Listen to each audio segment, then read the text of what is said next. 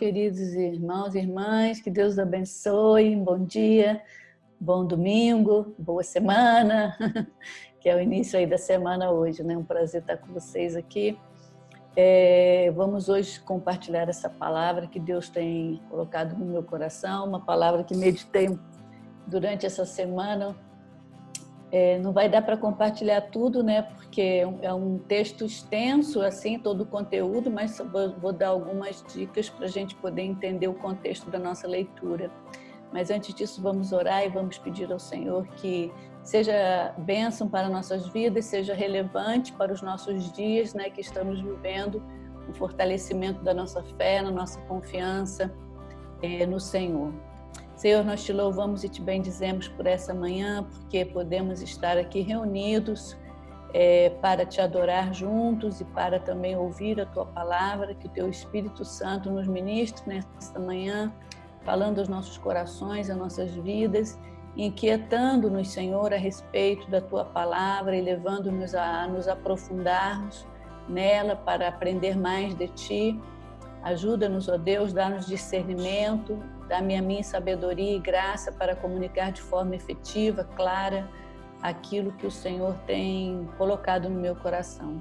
Em nome de Jesus, amém. Amém, irmãos. O texto que a gente vai compartilhar, irmãos, hoje está no livro, né, do profeta Ezequiel, né, no Antigo Testamento.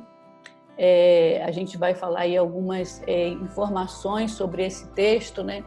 É uma das coisas que a gente tem ouvido muito, né, nesses dias que nós estamos vivendo, de crise mundial, né? Não apenas a crise da pandemia, que na verdade a pandemia suscitou, revelou, mostrou, colocou em evidência, né, muitos problemas das nossas sociedades, não só aqui do Brasil, mas do mundo todo, né, evidenciando a corrupção maior do que a gente já sabia, evidenciando as desigualdades sociais pelas quais a gente vive, evidenciando os grupos mais vulneráveis da nossa sociedade, evidenciando a ganância, né, daqueles que já são poderosos, do mercado, a gente fala, né, o mercado usando ainda da própria debilidade das sociedades ou dos grupos mais vulneráveis para o seu enriquecimento, as injustiças sociais que a gente vive cada dia,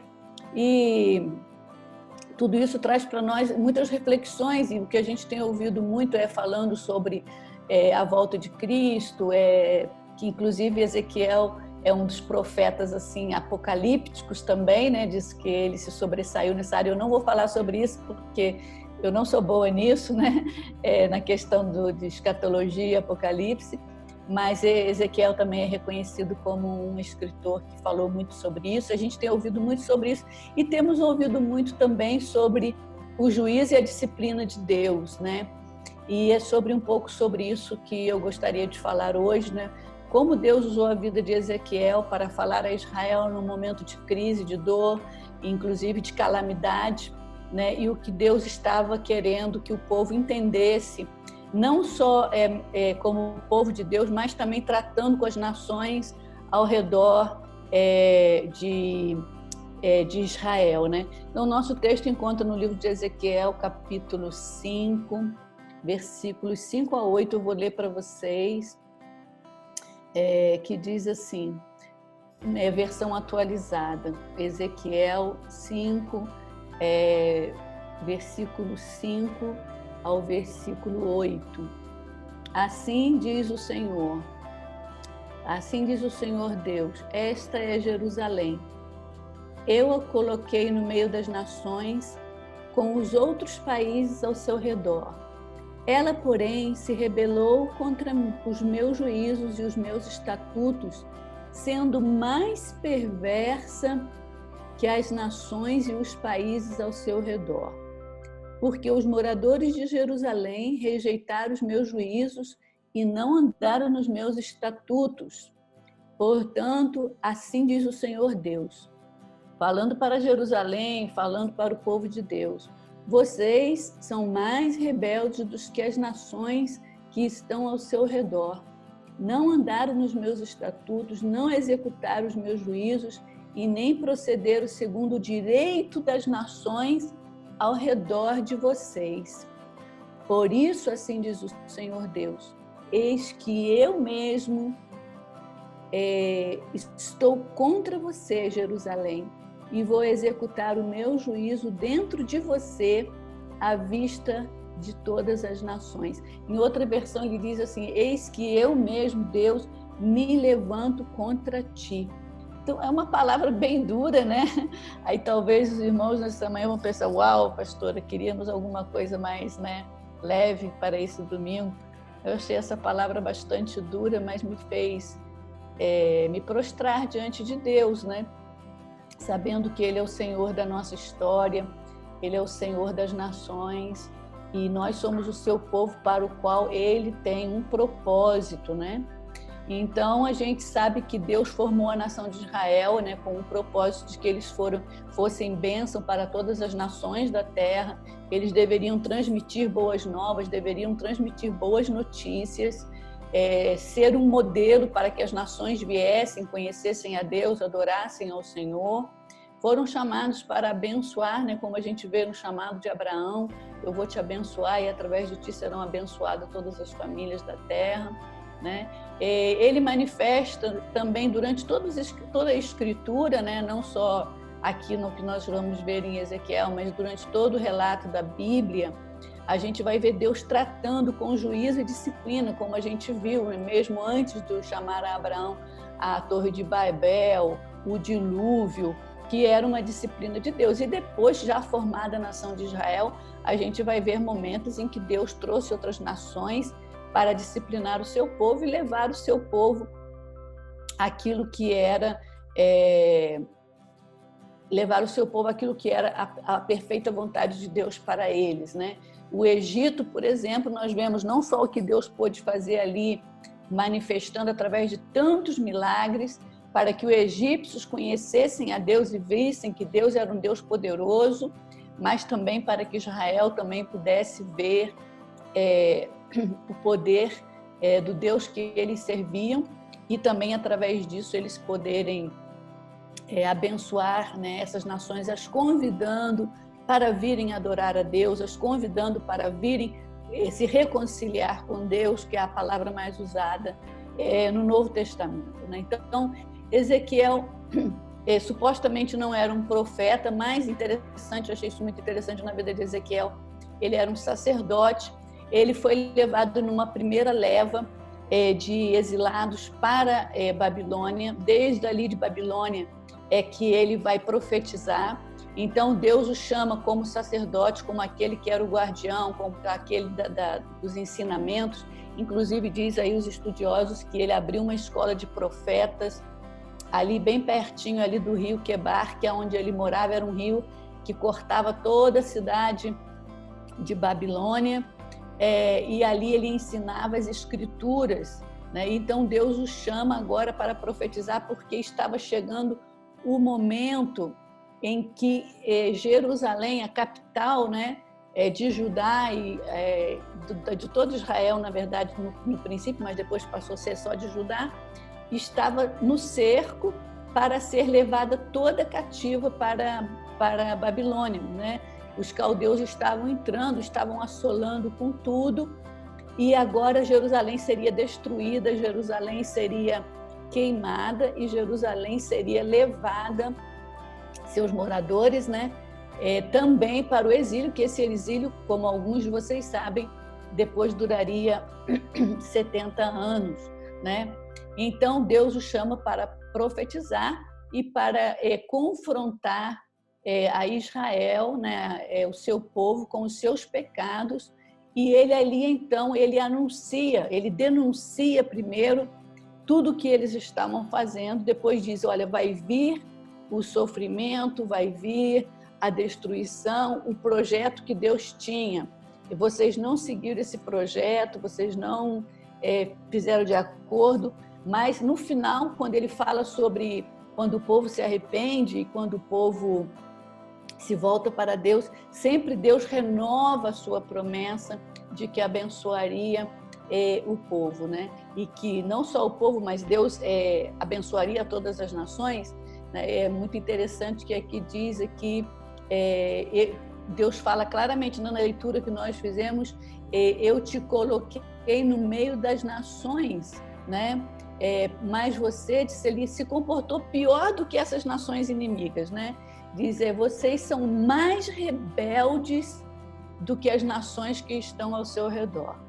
Assim, uma grande responsabilidade para nós, como igreja, como povo de Deus, não falando da nossa denominação, nem da igreja local, estou falando de uma forma do povo que serve ao Senhor, que conhece o Senhor, de como nós vivemos aquilo que Deus estabeleceu para nós, diante daqueles que não conhecem a Deus. E também do Brasil como uma nação reconhecida, vamos dizer assim, como uma nação evangélica, né? Porque muitas pessoas olham para o nosso país com uma população evangélica tão grande, tantos números de cristãos, igrejas grandes, igrejas, megas igrejas, né? Então a gente pergunta qual é a nossa responsabilidade diante de Deus, né? Por ter esse número de pessoas, né, que se identificam, né, realmente com Deus, e se nós estamos cumprindo com o projeto que Deus estabeleceu para nós como seu povo aqui nessa nação e também no mundo, né, porque a nossa responsabilidade é mundial. Então, o que nós podemos resgatar desse texto de Ezequiel? Então, Ezequiel, como eu já falei, ele foi chamado por Deus para fazer essa confrontação com a nação, especialmente com aqueles que ainda estavam em Jerusalém, não tinham vindo para o exílio. Ele fala desde o exílio, né? E ele começa a mostrar que Deus estava também... Olha só que interessante, no mesmo capítulo 5, ele diz aqui, olha, que o versículo 12 diz: 1/3 dos seus moradores morrerá de peste e será consumida pela fome dentro das tuas muralhas. Outra 1/3 cairá a espada nos seus arredores e outra 1/3 espalharei aos 4 ventos e irei atrás dela com a espada na mão. Eu não sei vocês, mas essa palavra para mim é bem chocante, o que Deus está falando que vai fazer, porque o povo havia abandonado os princípios que Deus havia estabelecido para eles, que tem tudo que ver com isso, né? Com não ir à idolatria, viver a vida. Inclusive aqui alguns comentaristas dizem eles decidiram viver uma vida cheia de luxos, fazendo cultos de adoração a vários deuses, oprimindo o pobre, tirando o dinheiro, os recursos, no caso, do trabalhador, daqueles que plantavam a terra. E agora Deus está dizendo, muitos dos teus moradores morrerão de peste, o que não morrer, e vão morrer aí dentro mesmo, o que não morrer da peste vai morrer na guerra, vai haver fome, e tudo isso é consequência de que vocês não estão alinhados com aquele projeto que eu tinha. Até porque o povo chegou a pensar em um certo momento que o projeto de Deus era que eles fossem ricos e bem-sucedidos, né? Porque quando o reinado de Davi foi tão poderoso, né? Israel pensou, uau, isso é o reino de Deus, nós estamos super bem. E a gente, fazendo comparação com a nossa realidade, a gente pode pensar, quantas pessoas não pensaram também, ou não pensam também que o fato de ser abençoados economicamente é porque Deus está aí, ou o fato de que nós temos sido abençoados é para o meu privilégio pessoal, e a gente malgasta aquilo que Deus nos tem dado e nos tem abençoado como povo de Deus, ou até mesmo como nação. Mas aí aqui Deus está dizendo que ele vai levantar os caldeus, né, contra Israel, para disciplinar, para executar o seu juízo, né?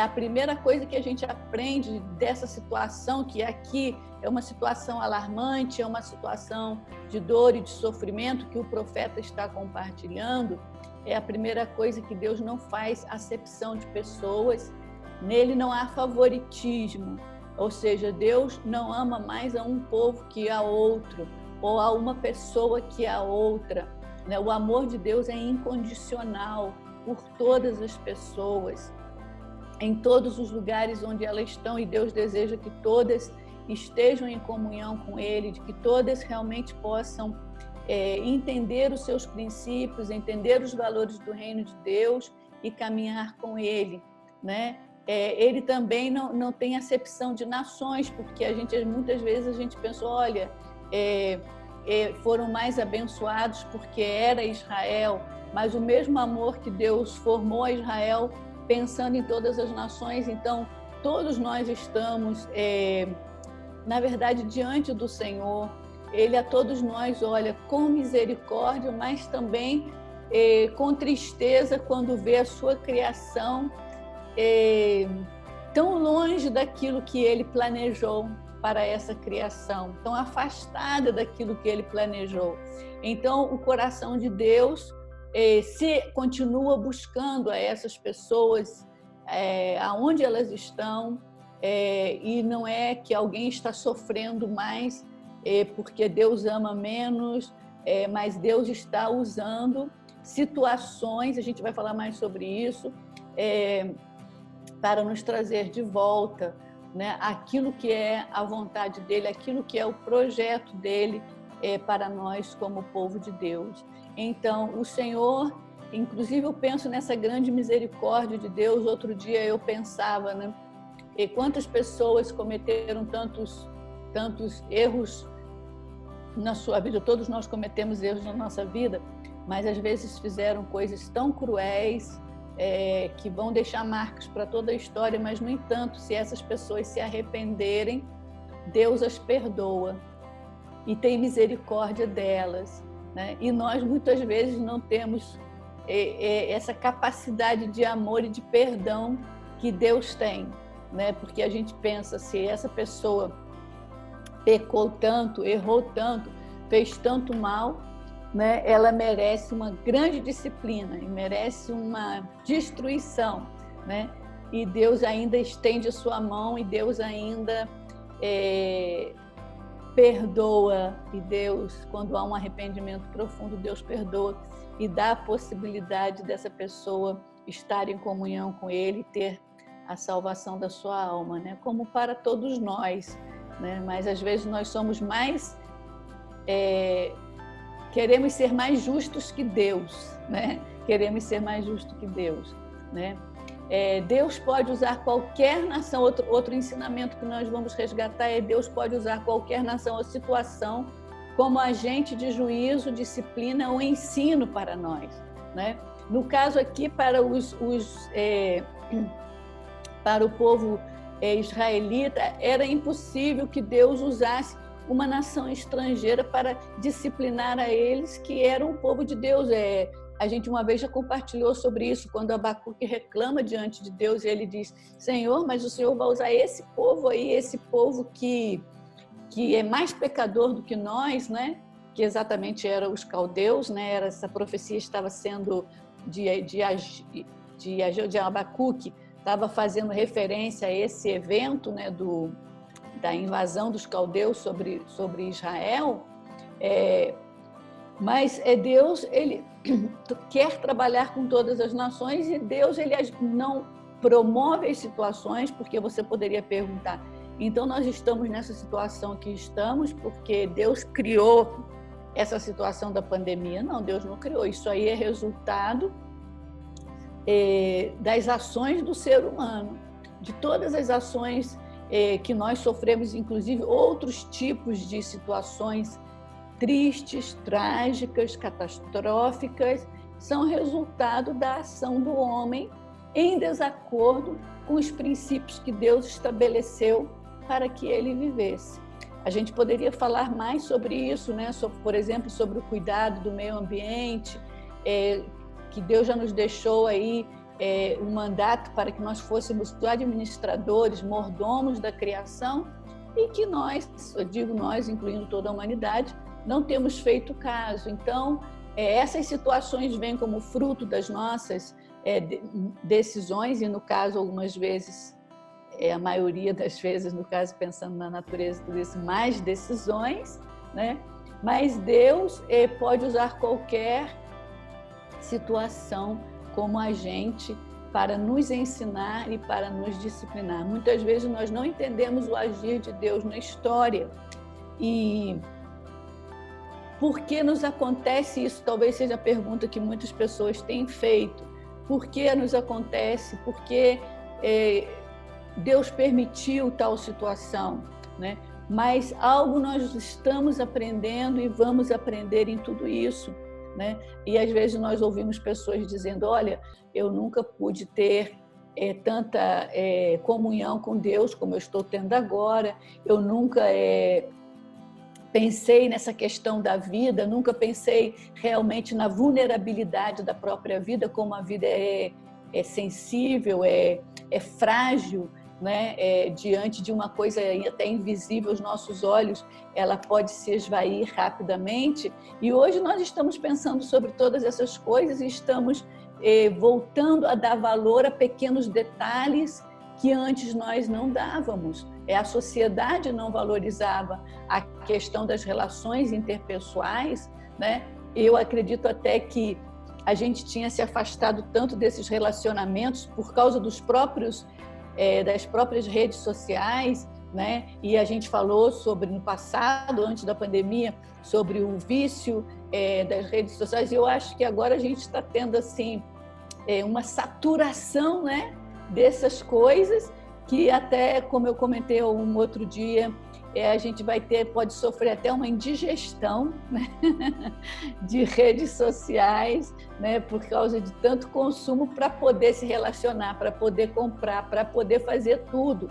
Então a gente vai agora valorizar mais, por exemplo, sair, caminhar, ver a natureza, preservar a natureza, cuidar, né, do nosso bem-estar, cuidar até do corpo mesmo, como o templo do Espírito Santo, que isso também é mordomia, isso se chama autocuidado, coisas que a gente muitas vezes deixou de fazer. E sobre todas as coisas, obviamente, de estar alinhados com aquilo que Deus está fazendo na história, porque Deus continua agindo.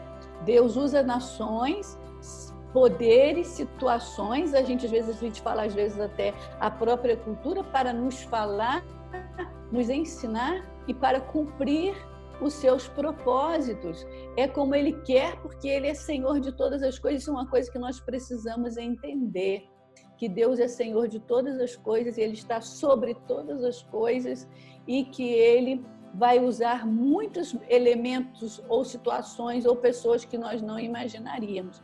Imaginem só, se Ele usou um burro para falar com Balaão. Eu sempre gosto dessa ilustração, né? Eu digo, se Deus usou um burro para falar qualquer outra coisa, Ele também pode usar para falar e para nos ensinar algo a respeito daquilo que Ele está fazendo. Eu até deixei essa pergunta aqui: seria uma ironia de Deus? Porque a gente vê na Bíblia que muitas vezes os poderosos planejaram coisas para destruir, ou para que não sair do poder, ou para ter controle das situações, mas Deus, ironicamente, mostrou que Ele era o Senhor. Uma história dessa, só para vocês verem uma ironia na Bíblia, é a história das parteiras do Egito, né? Que Faraó pensou e tinha tudo planejado, dizendo: todas as crianças vão morrer. E ali a gente vê que Jocabede pega o seu filho, coloca no cesto, coloca no rio. Não só ele sobrevive, mas sobrevive diante do mesmo Faraó. Então essas parteiras decidiram desobedecer, e com isso, né, ali estava aquela pessoa que Deus iria usar para libertar o povo do Egito, né? Então não é uma ironia que aquele que eles tentaram matar não só sobrevive, mas cresce diante do nariz, a gente diria assim, do Faraó, e depois se torna o libertador do Faraó do Egito? Então é algo para a gente realmente refletir, né, de como Deus ele está muito além daquilo que a gente pode imaginar e dele ele está agindo. Eu creio que ele nos chama a essa sensibilidade, né? O juízo de Deus é justo e justificado, né? Por quê? Porque Deus nos deixou princípios e valores para que nós vivamos em harmonia com os princípios que Ele estabeleceu para nós e que nós fôssemos bem-sucedidos nisso, né? Mas nós temos rejeitado isso. E aqui a gente poderia pensar como nação e como povo de Deus, né? Então, quando nós tomamos essas decisões, nossas decisões têm consequências, né? Então, Deus nos disciplina por amor ou nos permite passar essas situações porque nos quer ensinar algo, né? E assim como um pai amoroso corrige, exorta, né, o seu filho a proceder no bom caminho, Deus também nos convida, nos chama ou nos fala conosco para que nós possamos estar em sintonia com aquilo que Ele quer de nós. E muitas pessoas só pararam para pensar e só se arrependeram e voltaram à vontade de Deus quando passaram por essas situações extremas. No caso de Jerusalém, eles não fizeram caso dos profetas, não fizeram caso da mensagem que Deus estava enviando. Olha, vocês não estão em sintonia com o que eu tenho pedido de vocês, vocês não estão obedecendo meus mandamentos. E eles não estavam nem aí, eles pensavam, nosso projeto de vida é outro. Na verdade, criaram um projeto paralelo ao projeto de Deus, que era o seu projeto pessoal, que era viver vidas luxuosas, fazendo sua própria vontade, dando seu próprio prazer pessoal. E agora Deus vem com uma disciplina bastante dura, mas também Deus dá uma palavra de esperança.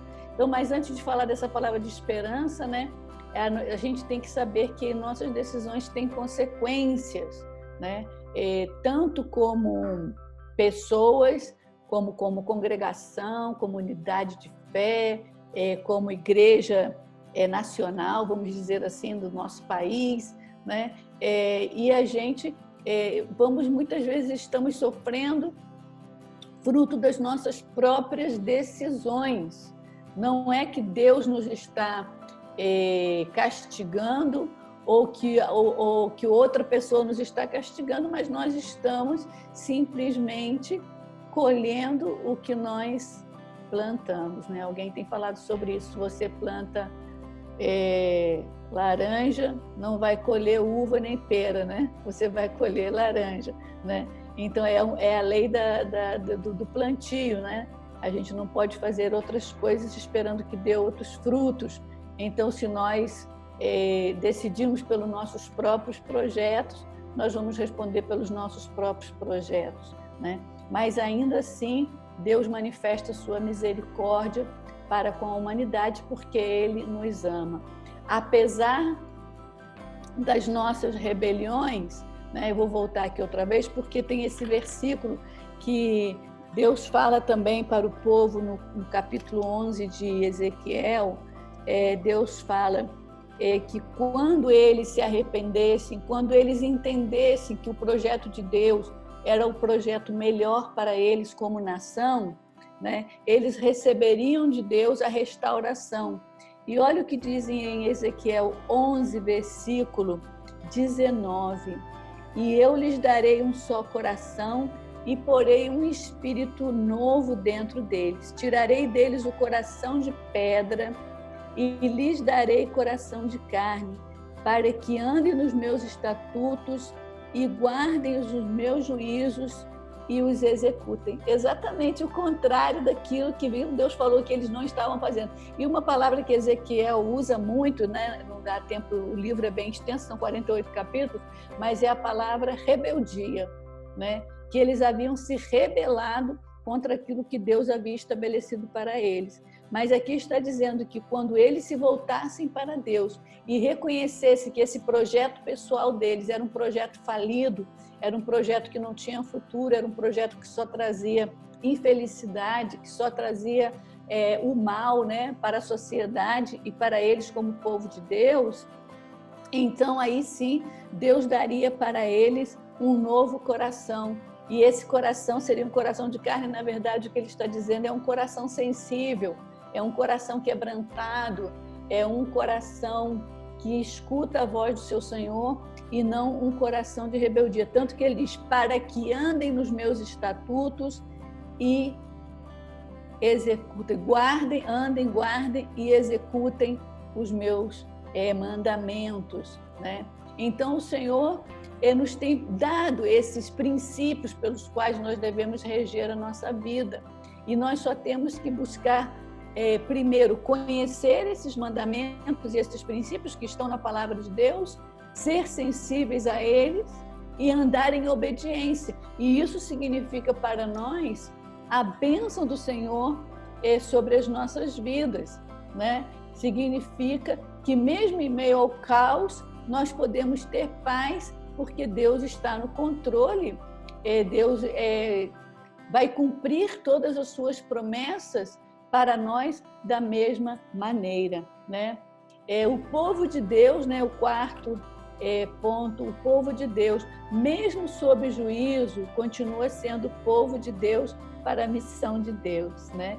E amei essa frase, sim, né? Porque continua, mesmo às vezes sofrendo, porque nós fazemos parte da nossa sociedade, nós não somos um grupo fora da sociedade brasileira, por exemplo. Nós estamos aqui, estamos sofrendo também, como todo o nosso país está sofrendo, tanto as questões de saúde, como as questões da economia brasileira e como as questões da política brasileira. Nós fazemos parte disso e estamos sendo afetados por isso, mas nós devemos entender que continuamos sendo povo de Deus para a missão de Deus. Aquilo que Deus planejou para nós, Ele vai cumprir. Amém, irmãos? Aí a gente não vai jogar amém, né? O Senhor vai cumprir o seu plano, o seu propósito, porque Ele é o Deus soberano, Ele é o Deus que está no controle da história, Ele é o Senhor da história, e Ele está trabalhando nessa situação, está trabalhando talvez com muitas pessoas que já haviam até se esquecido de buscar ao Senhor, pessoas que não valorizaram momentos de reflexão na sua palavra, pessoas que, em uma série de situações, e hoje as pessoas podem outra vez ver, como nós falamos, a sensibilidade, né, a fragilidade da vida, e como a vida é tão breve, e como realmente, como está a nossa alma diante de tudo isso. Então Deus continua cumprindo seu propósito na história, e Ele nos quer reconciliados com Ele, né? Isso vale para aqueles que hoje estão longe de Deus e que precisam ouvir essa mensagem de reconciliação que nós podemos transmiti-la, e também vale para nós também, para que estejamos reconciliados no seu plano e no seu propósito, que é saber, Senhor, há um caos aqui, né, no mundo e aqui ao meu redor, né, mas eu quero nesse momento estar sensível à tua voz. O que o Senhor tem para mim e para nós como povo do Senhor nesse tempo, né? E ouvir ao Senhor. Imaginem vocês, o profeta, o sacerdote que ficou profeta também, né? Ezequiel, né? Eu até pensando sobre isso, ele era sacerdote, mas Deus num momento se revelou para ele e falou: Ezequiel, fica de pé, isso fala aí no começo do livro, fica de pé, porque eu tenho uma tarefa para você. Você agora vai profetizar para Jerusalém e vai anunciar aquilo que eu estou falando. Então, Ezequiel agora tinha uma dura tarefa nas mãos de entregar essa mensagem para os que estavam em Jerusalém. E aí a pergunta para nós nessa manhã seria: Senhor, talvez você possa dizer, não sou profeta, né? Ou não sou sacerdote, ou não sou outra coisa que nós sempre fomos, mas o que o Senhor quer para mim nesse tempo? Como é que eu posso ser bênção? Como é que eu posso estar alinhado contigo naquilo que o Senhor está fazendo nesse momento da nossa história. E que depois a gente possa realmente compartilhar, irmãos, porque em todas as nossas experiências duras, sofridas, experiências, inclusive tem uma parte de Ezequiel que ele fala assim, vá para o vale, porque lá no vale eu vou falar contigo, né? Ele me chamou muito essa atenção também, porque Deus não poderia ter falado com ele onde ele estava, mas Deus falou, vai lá para o vale, né? Que lá eu vou falar contigo. E ele, quando viu a presença do Senhor, ele se prostrou e chorou e se derramou diante de Deus, e Deus falou, levanta, fica de pé, porque eu tenho uma mensagem para ti. E talvez hoje nós estamos aqui, o Senhor também quer falar algo especial na nossa vida, no nosso coração. Quer trazer uma mensagem que nos levante de onde nós estamos, que nos faça tomar uma posição também, que nos faça entender os tempos e as ações de Deus nesse momento da nossa história.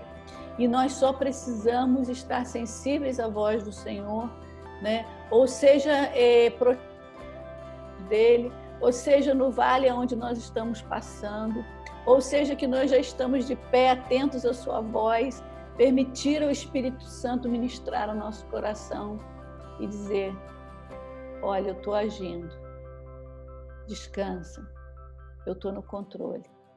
Sintoniza comigo para você ter paz no seu coração. Sintoniza comigo para tirar essa preocupação. Sintoniza comigo que eu vou te mostrar o caminho. Sintoniza comigo que você vai ver a minha provisão. Sintoniza comigo que você vai ver as minhas grandes obras. Porque, irmãos, depois que tudo isso passar, porque vai passar, como passou para Israel, e Deus continuou cumprindo a sua promessa para Israel, eles voltaram para Jerusalém, passaram muitos anos, mas passou. O que nós vamos contar? Quais as histórias que nós estamos escrevendo nesse tempo? E quais são os nossos testemunhos pós-pandemia? Eu vi Deus fazer grandes coisas. Ou o Senhor me devolveu a vida. Ou o Senhor me mostrou que eu não estou aqui por casualidade.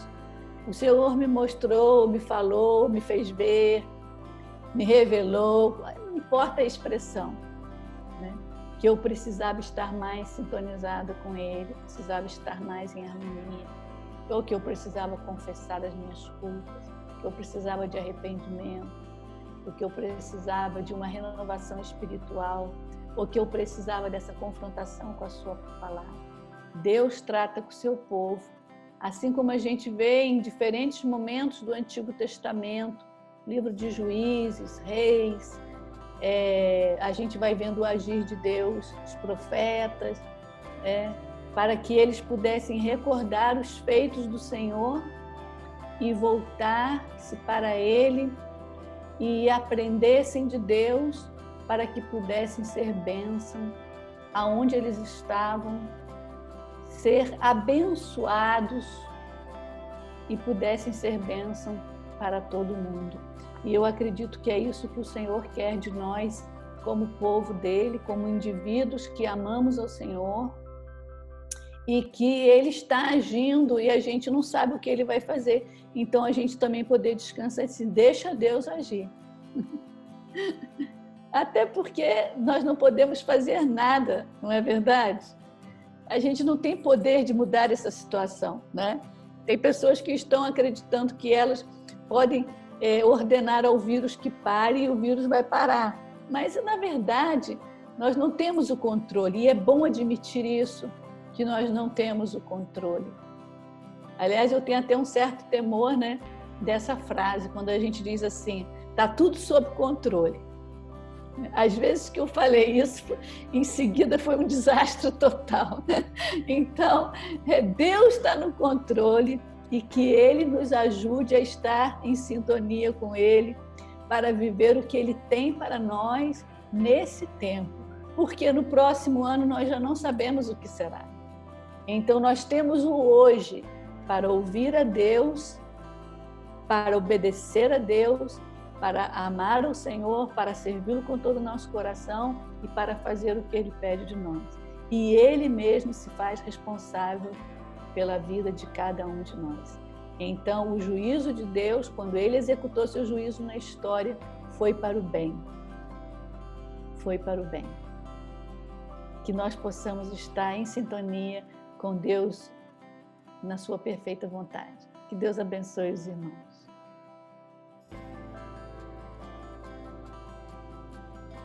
Amém, pastora. Pastora, faz uma oração